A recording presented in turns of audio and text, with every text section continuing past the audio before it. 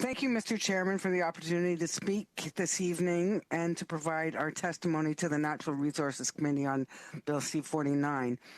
We, Duane and I, are here tonight on behalf of the 1,300 multi-species harvesters that make up the Maritime Fishers Union.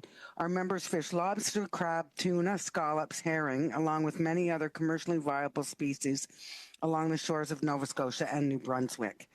Currently, the fishing industry in Nova Scotia and New Brunswick accounts for a combined $5 billion in revenue and well over 30,000 direct jobs, which help to fuel the economies of many of the coastal communities, driving economies in our coastal communities. Our membership is gravely concerned about the impact that rushed legislation, inadequate consultation, and the lack of wind energy science will have on the fishing industry.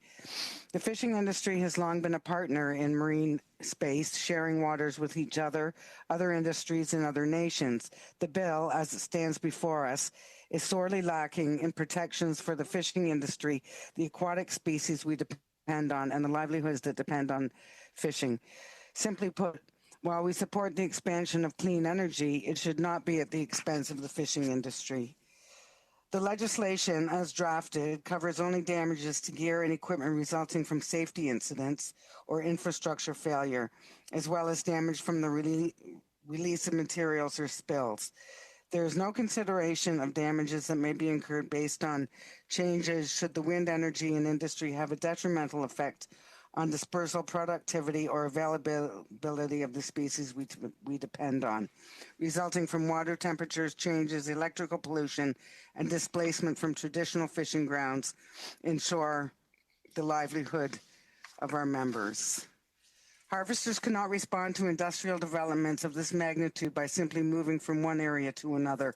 Restrictions established by DFO for boundaries, gear, and other regulations restrict the ability of harvesters to adopt, confounded further by the unknown impacts of wind energy on the very resources that they access.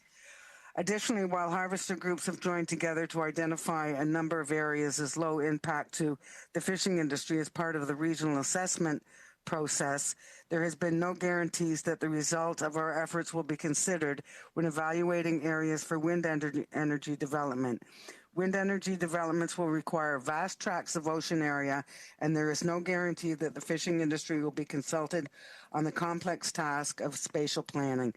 Moving a bill through that could potentially harm the fishery is irresponsible without proper consultation, proper science, and a collaborative approach with all the stakeholders affected.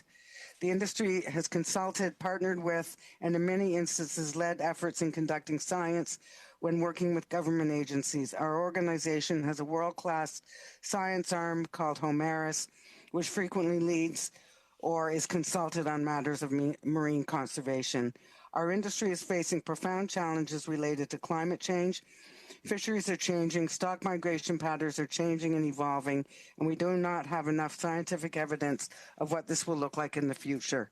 Rushing poorly thought out legislation to govern an industrial marine development that remains largely in an experimental stage for Atlantic waters, and the legislation that lacks proper safeguards to ensure sustainable, viable, and resilient coastal economy is extremely irresponsible. There are fundamental differences between the offshore petroleum industry, which is the legislation was originally intended to apply to, and the burgeoning offshore wind industry that is dramatically different in structure, function, and effects. We are extremely concerned that the redrafted legislation fails to account for, to even consider this fact. In short, decisions that affect the fishery must include the individuals that harvest the fish and provide the protein and the economic drivers in communities. We have a process in place to share information and receive input from our members. We conduct meetings, pass resolutions, conduct workshops, and convene annual conventions to engage our membership.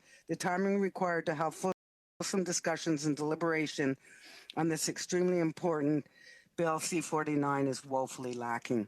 We have the time to collectively develop good legislation and develop a responsible world standard for offshore wind development. We have the responsibility to make it the best possible legislation for our members, the marine environment that supports them, and the communities that depend on this successful industry. Mr. Chairman and the committee members, we ask you, number one, do you think it is responsible to push legislation through that does not consider the effects on historical and current stakeholders? Do you fully understand how this legislation will affect the fishing industry in Atlantic Canada? Ms. Inniss, I would just ask you to wrap up. My apologies. You're just out of time. Yeah. Okay. Have you considered endangered species? Okay. I'll leave it at